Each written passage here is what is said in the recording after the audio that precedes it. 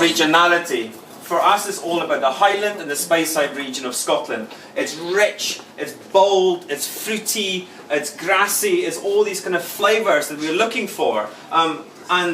The Highland whiskies and Speyside whiskies for us form the perfect marriage of flavours, and they complement the elixir we have in here. What else do we have? We have some heather honey, sugar syrup, and that's really the three parts. We have a heather honey, sugar syrup, the spices, and the whiskey combined together. And what I want to try for you guys to understand is that, you know, behind the bar, quite often when we make cocktails, we're trying to get that balance right of sweet, of sour, of everything else. We have a modifier, we have a base spirit. We have at least 3 different components already there in Drambuie. We have the sweetener, we have the spice, we have the whiskey-based spirit.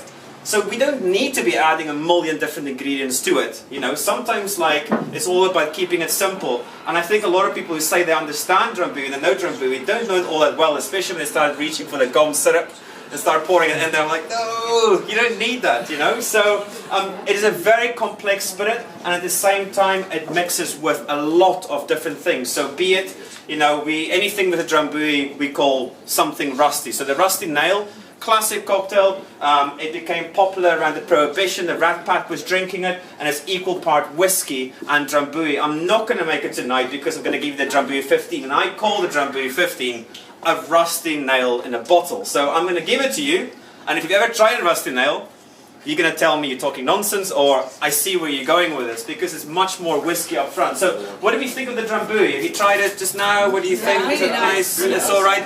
It is sweet, right? It's quite sweet. It's too sweet for me. I shouldn't be saying this. Oh, I didn't record. I didn't record and put this on YouTube. The ambassador said it's too sweet.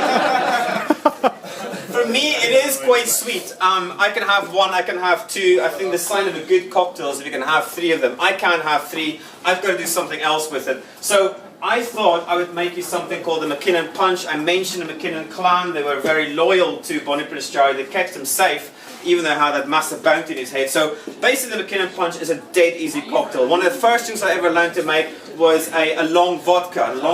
Angostura, vodka, I think it was lime cordial, soda water, something like that. Another one I learned very early days was a Collins, you know, and you have a gin, lemon, sugar, soda, and then you got like a fizz, you got a silver fizz, you can bold on top of that. A very simple drink. All this gets is 35 ml of Drambuie, double squeeze of lemon juice, soda water, and what did I say? Bitters, lemon, Angostura, bitters, and soda. 4 ingredients, that's literally it. So can we make something up in a jug? I'll make some up. You've got some lemons, we'll chop some in half. Brilliant, good. Let's see if I can make it up for you just now.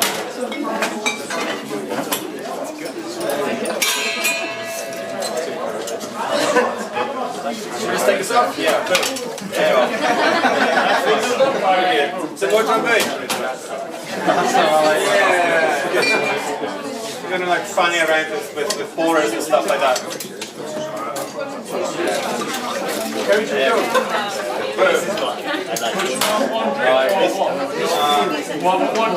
So just excuse us here. I mean, it's quite a forgiving drink, and that's my whole idea. When I came up with this drink, I literally locked myself in the kitchen. I have, I mean, my house is like, I think I've got more stuff on my bar than you have over here. So it makes it quite challenging to keep things simple. So I had to lock all my cupboards. And I had lemonade, Coca-Cola, lime, lemon, and I thought, right, you know, this is the kind of usual stuff you'll get in every shop, in every bar, and that's what I had to work with. And I think I've done quite well. I think this is something quite refreshing. But we'll see, because we're really freestyling this here. We're not measuring anything. This might really not work out at all. We're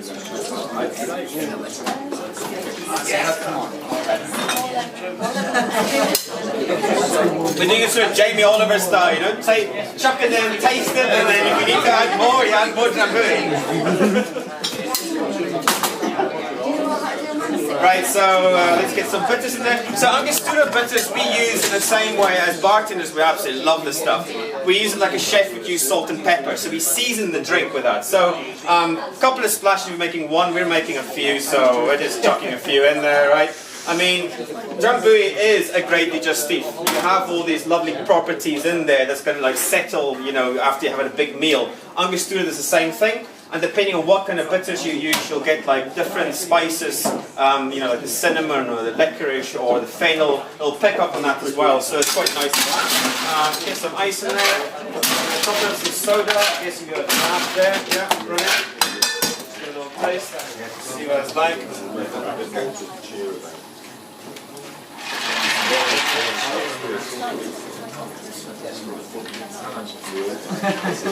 After this one, you will try the Drambuie 15. But before I give the try Drambuie 15, you're going to be quite lucky. You're going to get to taste the Drambuie 15 base spirit. So when I'm standing here as the ambassador, you might go like, oh, well, of course, he's got to say this stuff's good, right? Because that's his job. But the base when we start off with the Drambuie 15 is an all malt Speyside base that's at least 15 years old. And you're going to get to try it just now, without the honey, without the spices. Which Speyside distillery is it? What kind of spices? In Angostura. It's no, which Speyside distillery do you use for... So you say to some Speyside, which bits? Oh, the spices we put in. Well, I can't. The actual elixir, I can't talk too much about it. You know, this is merely like a suggestion. So I've read a lot of books about Drambuie style recipes made in the past. So you know, quite often they say whiskey was made for the very first time in Scotland. I think 1494 was the first time we see Scottish whiskey being made. We go back to 1405 and the Irish is making whiskey, but back to 1394, I think we're talking about something being distilled from wort, you know, so basically like a beer distiller that was flavoured with whatever was local. So they might have flavour with raisins, with blueberries for sort of sourness, fennel, all these type of things they would have used in early style liqueur recipes. So what I'm trying to say is like liqueur and Drambuie style drinks predates any whiskey. So whiskey comes from Ushkaba, Ushkaba became Ushke, and what that was not whiskey. It was more like a liqueur. It was a sweetener, it was a base of spirit and herbs. So there you go. That's why Drambuie is, yeah, that's why it's good. I'm going to taste some of this. It's a bit sweet. I think I'm going to, no, you know, it's quite good. That's good. That's good. I think that's good. More soda water. Where it comes from. And then we'll get back on the hard stuff. But what I've also got today is, I've got you some pre-batch drinks. So one of my friends, Ryan Chetty, he's running a place called the White Lion in London. If you know the White Lion, okay? So we've also worked together in the past with Bramble, and they pre-batch their drinks. So I've done a couple of pre-batch Manhattans. We age our whiskey in bourbon cask, but just for a bit of fun, made up a Manhattan for you and aged in a small sherry cask and a small port cask as well, just to kind of, you know, you can try it. It's been in the cask for about 3-4 months, and yeah, it's just something to try. Quite a nice thing to have when you're in a busy bar on a Saturday. Quite often we get a little bit annoyed when people ask for an old-fashioned or a Manhattan on a Saturday night when you're really busy. It's a nice way of making it, and you don't have to say to someone, oh, come on, why are you ordering that now? See these ones over. Hopefully it still tastes of Drambuie. You know, that's the worst thing in the world is, I think, when you're adding loads of flavors over each other, and you end up with something that's maybe nice, but you can't taste how it started off, you know. And I really wanted to still taste the Drambuie in there.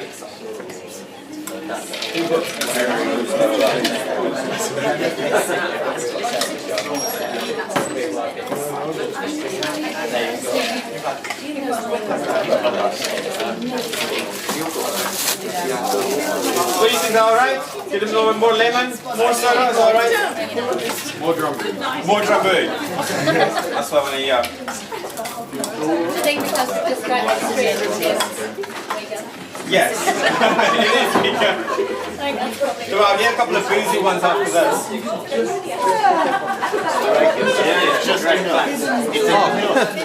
Cheers, bud. So I think the big challenge is with Drambuie is people don't quite know what the hell it is, and I think for such a long time when other liqueurs were marketing themselves as something you can enjoy in a tall, refreshing serve, Drambuie insisted what we are an after dinner drink. But it's not, you know, times have changed. You're going to have to we have to change along with it. I think everyone's got one, right? Most people got one. A couple more.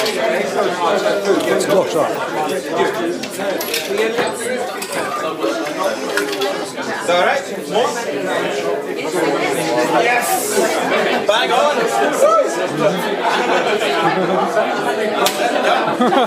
Right. Okay, I'm going to grab a couple more things for you guys. Take my sample glasses for those Drambuie base. Let me see what I've got here.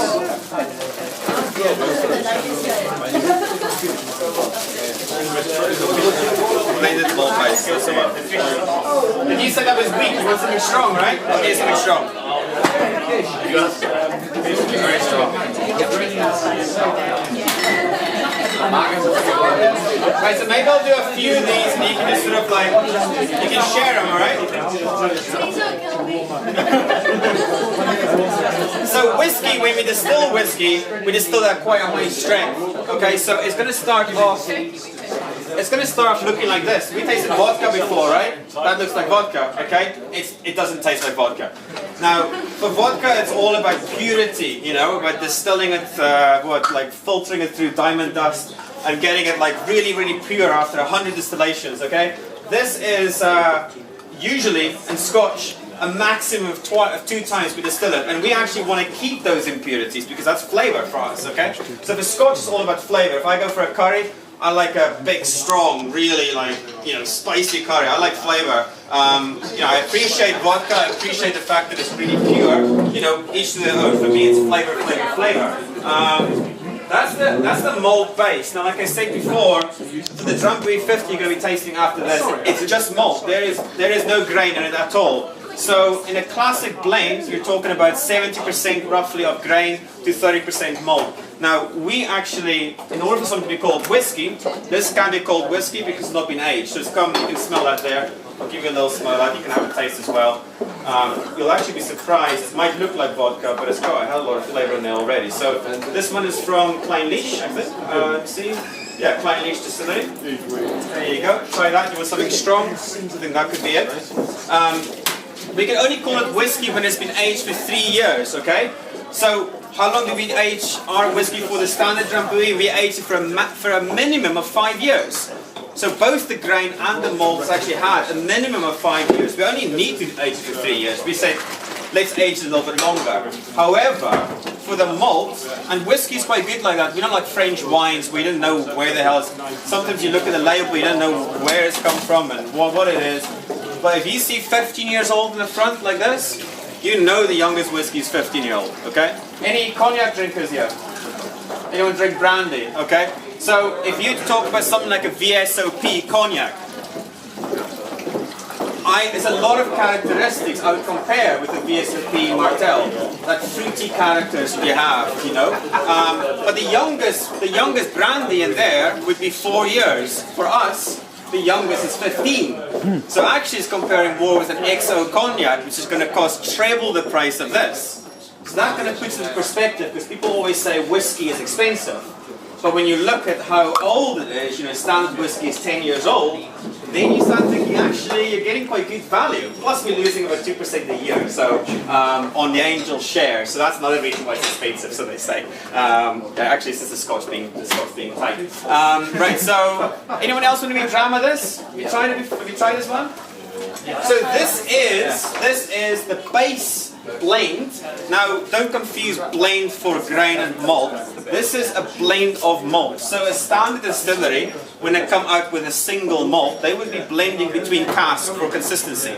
So we've actually, this one, been blending malts from various distilleries to get that flavor profile we're looking for. It does come at 60.4% ABV. When it came off the still, it might have been more like 69. This has probably been cut like slightly. In fact, it's actually been aged for a little bit. That's why we've lost some Angel share and the alcohol has dropped. So 60.4.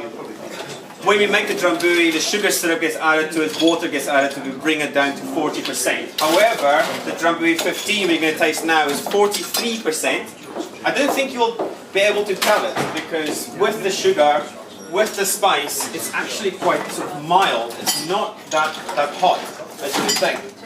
Is it the same Drambuie just aged, or is it different? It's not the same, no. So the standard Drambuie, and thanks for asking, I want you guys to jump in as well. The standard Drambuie is going to get roughly about 70% of grain to 30% of malt. It'll get a lot of sugar syrup and honey syrup added to it, a lot of elixir. So it's about 40%. For the standard, for this Drambuie, the Drambuie 15, we have a minimum of 15-year-old Speyside malt whiskey. So no grain in sight, much older, 66% less sugar, and a fraction of the elixir as well. So really, yeah, it's still Drambuie though.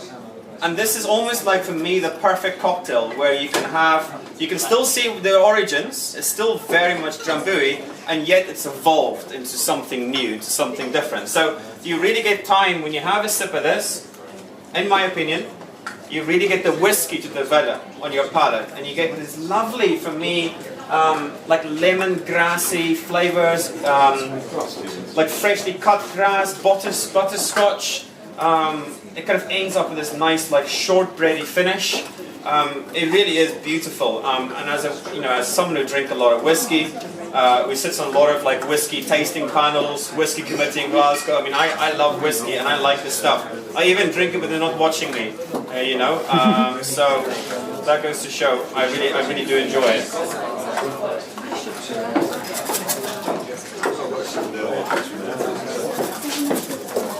So 43% this one, but a lot less sweet. It's barely a liqueur, it's just about liqueur. We've just got enough sugar in to call it liqueur. Is that alright? I'm not going to keep pouring it, everyone doesn't want to taste, because we're tasting quite a few things here. So, a couple of these guys, yeah? No, I'll get some for the boss. Yes. Yeah, good.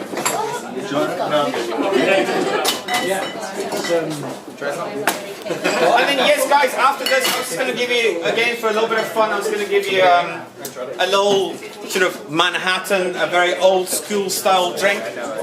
It's pre-batched, you don't have to wait for me making it up like the previous one. And all it is a classic style Manhattan. So when you go up to a bar, in the same way as you ask for a gin martini, the bartender will say, do you want it dry, do you want it whatever, do you want it like wet, do you want it shake and stir? So usually we would say, do you want perfect, that's sweet and dry vermouth, or do you want it sweet, it's just sweet vermouth? So we followed the classic recipe and added a wee touch of cherry marnier into it, added a bit of orange bitters and aged in a different cask, just in a way we kind of bring the flavours together. So for Drambuie, the standard Drambuie, when we put it all together, we leave it in a cask to marry for a few months. For all these flavours to talk to each other, and to get each other, to know each other a little bit better. So the same thing has happened here, they've kind of like come together, hopefully.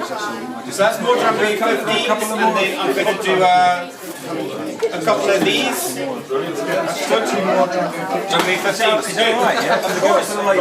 Of course you can, yeah. So, I mean, when you use these things in cocktails, we can, for anyone who makes cocktails at home, because I know there's a lot of the off-trade here and the public, we're not all bartenders, you can use instead of that kind of like triple sec or orange curacao, it's a good replacement for that, but it works really well with something like mezcal, with tequila, with cachaça, I mean, literally you name it, it works well with all these different spirits. So it does complement other spirits and it does stand up very well on itself. So you don't need to mix it. However, if you choose to mix it, I think that, you're able to do that as well. And the main thing is to have fun with it. I was saying before, like this predates and it predates whiskey. So I think quite often whiskey gets put up on this pedestal where people say, this is the list of things you're not allowed to do with whiskey. You're not allowed to add more than 1 cube of ice. You're not allowed to add water. You're not allowed to mix it with this. It drives me absolutely insane because as somebody who really loves it, I want to share it with other people. I want to enjoy it. And you go back into history and people have always made whiskey into a punch. They've always served it long. They've mixed it with things. I mean, I've got so many books I could be quoting from just now. I mean, there's recipes, there's like a story back in the 1700s I was reading about the other day, and they literally talk about the McKinnon clan and having this whiskey punch and sharing it, and the horrible hangover this guy ends up having. And the next morning, how they're all standing around his bed, taking the piss out of them and saying, fill them up drunk again in the morning so we can laugh at them all day, you know? So they've always been mixing this stuff. I mean, like, so let's not take it too seriously. Let's understand it. Let's know what to do with it, but let's have fun with it as well at the same time. So this is our little Manhattan, aged in a sherry cask. So like I said before, we kind of use bourbon cask because we feel it gives that lovely vanillas and spices that we're looking for. You know, seeing as it works so well, I think it works so well. So there's only going to be a few of these. I'm going to pour it till it's done, and then I'll give you a little bit of the port one as well. And then after that, I think I've kind of already, that's my time, isn't it? So we're going to do a little Drambuie competition. There's an awesome prize. There's a, can I say what it is? There's a cocktail kit, right? I'll tell you why it's so awesome, because they haven't even given me one. So I can honest to God say I can have one of them. So you'll have one and I'll be jealous, okay? So can you pass that up as well? More of these like little Manhattans. My drinks are simple. These guys like all kinds of lavender infusions. I have no clue what they're doing. Right, good. This is what I think it just get wrecked and then So more How long did you say that? I quite often in this so it might have spent X amount of years in one cask and then they finish it with something else. So this is a bit like a it's now been in for 4 or 5 months. You want another one? Yeah, I won't mind, yeah. This is the old one.